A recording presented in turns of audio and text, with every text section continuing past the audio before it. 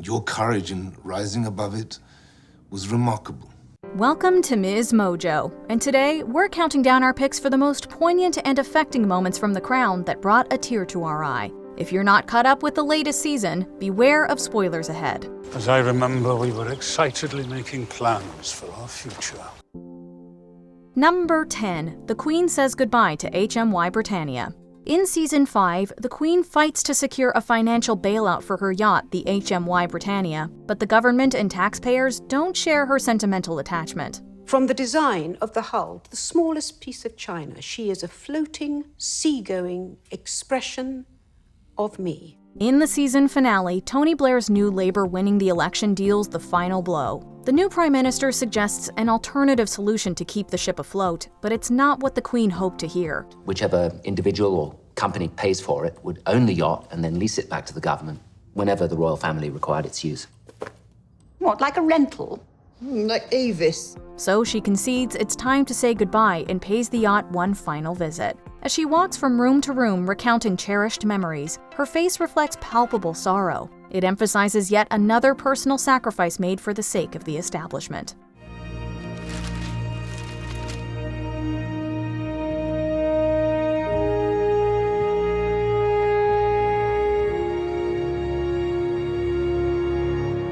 Number 9. The Queen Mother faces a crossroads.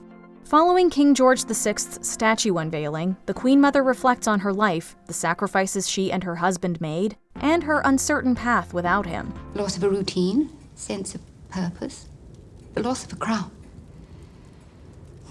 Imagine 17 years' experience as queen, of being the head of the family.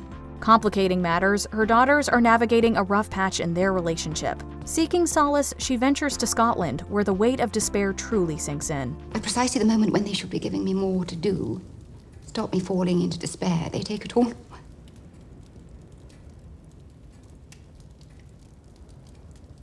They take it all away. As the episode unfolds, she discovers a real connection with the open Scottish countryside, especially when she makes a meaningful connection with someone unaware of her title. In the episode's final moments, she gazes over the picturesque Scottish scenery, contemplating what she's lost, what she's found, and what she'll be leaving behind if she decides to stay.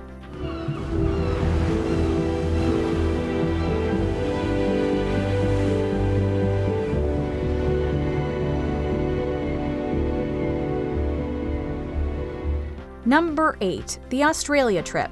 Despite a rocky start to their Australian trip, a heart-to-heart marks a pivotal moment in the Prince and Princess of Wales's relationship. I suppose we've got to learn to give it to each other on a more regular basis. The encouragement, I mean. And the other thing.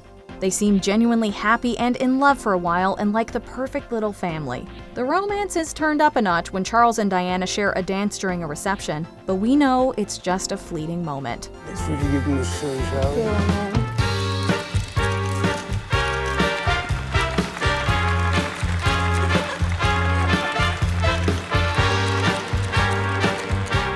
We get another glimmer of hope when Charles joins Diana in her bedroom later that night. However, it doesn't take long for his jealousy over her popularity to cast a shadow over their happiness. This unravels the thread of marital bliss they'd recently woven. Meanwhile, the memory of that dance fades into the distance.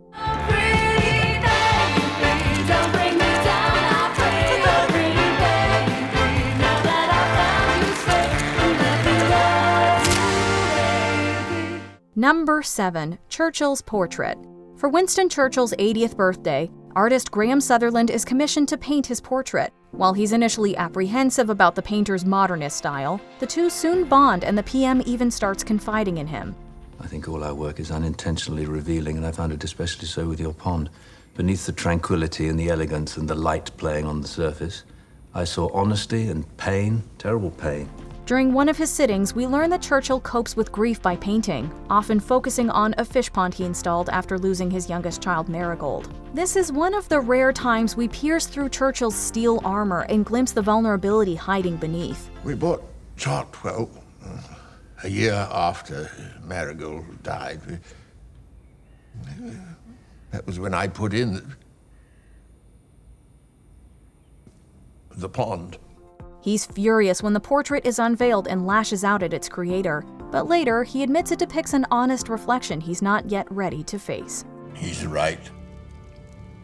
What? I am that man in the painting. Number 6. The Night Dodie proposes. As soon as Diana entered the picture, audiences apprehensively anticipated this tragic episode. But before that fateful event, we're given a few heartwarming moments marred by the inevitable devastating conclusion. Solutions to your problems are so obvious from where I'm sitting. But we can never see our own problems clearly. Always need a trusted friend to guide us. One example is Diana's phone call with her sons. Little do they know it'll be their last. So, when are you coming home? I'm coming home tomorrow. And I'm seeing you both tomorrow night. So, where are you now? Still on the fancy yacht? No, I'm in Paris. But it's the talk after Diana turns down Dodie's proposal that feels like the biggest gut punch. They both open up about what they think the other needs to feel more content. So stop doing what he wants you to do and start doing what you want to do. Making films, living wherever you damn well like. Yes, ma'am. By the end of their makeshift therapy session, both show readiness for new chapters and happy beginnings. Stop being in such a mad hurry to find whatever it is you're looking for.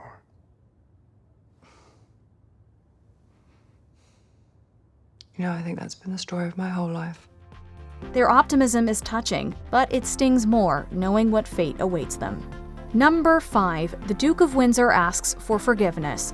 The Queen's uncle isn't often painted favorably. The family still resents him for abdicating. He patronizes his niece and colludes with the Nazis to take back the throne. Despite this, there are moments we feel sympathy for him, like when he mourns his old life after the Queen's coronation.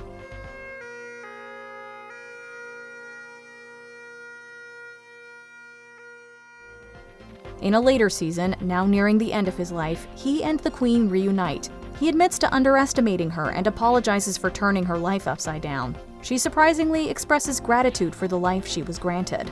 For all of it.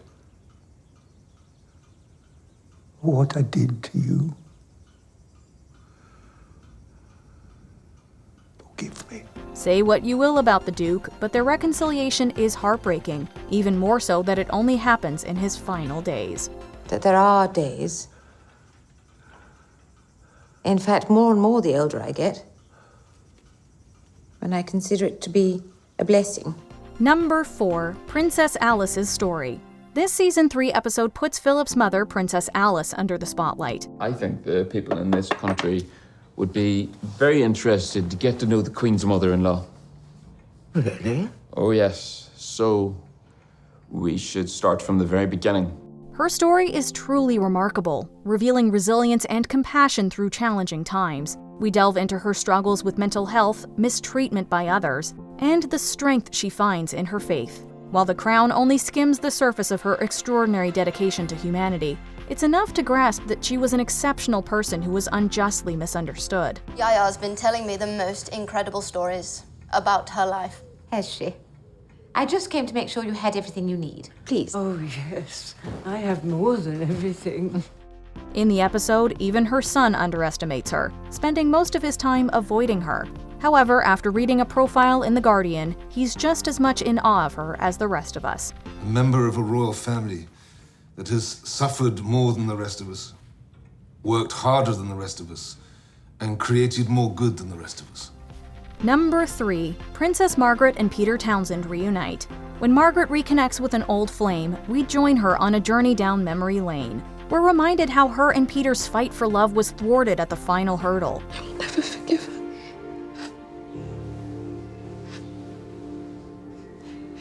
And I will never marry anyone else. Ever. You were the only one. We also recall Margaret's decision to marry Anthony Armstrong Jones after learning of Peter's remarriage. Their reunion after so many years stirs emotions, inviting contemplation of what might have been. Meanwhile, their final meeting has them nostalgically reminiscing about old times and the future they once envisioned together. Whatever were we talking about? Everything and nothing, I suppose. Not nothing. As I remember, we were excitedly making plans for our future. With one last kiss, we find comfort in their reunion, but can't help but feel a touch of sadness for the life they never had. The Queen's long overdue apology poignantly punctuates this bittersweet story. If we can't admit the errors of our past, what hope for reconciliation can there be? Number 2, the Season 5 ending. Season 5 of The Crown navigates the delicate dance between tradition and a rapidly changing modern world. I'm just worried, Mummy, that if we continue to hold on to these Victorian notions of how the monarchy should look, how it should feel, then the world will move on. Letting go of the past, especially parts attached to fond memories, can be hard. Yet starting a new chapter can be invigorating, refreshing, and sure, even a little scary. The season's final scene conveys this beautifully. The Queen reluctantly bids farewell to a piece of her past, acknowledging the need for her establishment to evolve.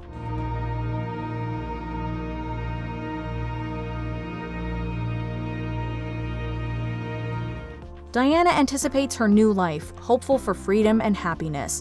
However, foresight reminds us this promising new chapter will tragically be cut short. Both gaze at their reflections, seeing echoes of the past and glimpses of the future. Before we unveil our top pick, here are a few honorable mentions. Diana dances and rollerblades around the palace. We can't skate past her loneliness.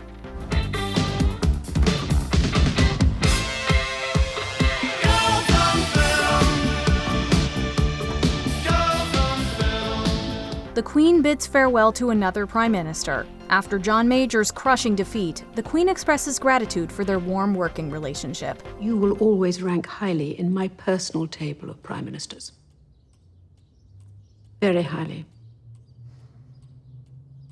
I shall miss your calm, forthright, dependable presence. Sidney Johnson. Even in his short appearance, Johnson managed to move and devastate us. His Royal Highness taught me everything with great patience and kindness. Divorce with a side of scrambled eggs. The couple share an amicable chat, leaving viewers to ponder what could have been. Why did we never eat in the kitchen before? Such fun. There's so much could have done differently. Dodie and Muhammad's reconciliation. A father's regret for not making amends with his son before it was too late.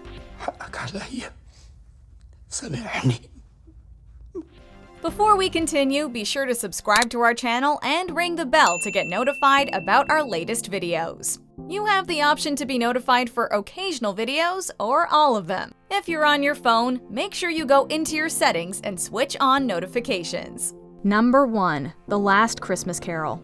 When carolers visit the family, King George VI dons his newly gifted crown, stands up, and joins in. If I were a shepherd, I would bring a lamb. As he sings, he's overcome with emotion, much to the surprise of his family. But they're unaware of a secret shared by the king, prime minister, and audience. The king is dying. The night before his passing, he gives another stirring musical performance alongside Princess Margaret. Bewitched, bothered, and bewildered. Am I? Later, he watches his elder daughter on television, grieving that he won't be around to guide her into this momentous role. Still, the Christmas gathering hits us the hardest. As the family cherishes the festivities, they're unaware that this will be their last holiday season with their beloved patriarch.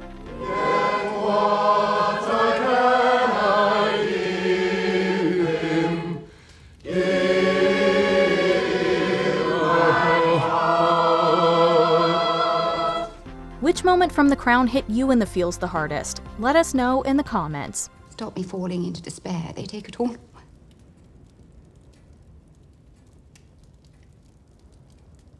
They take it all away.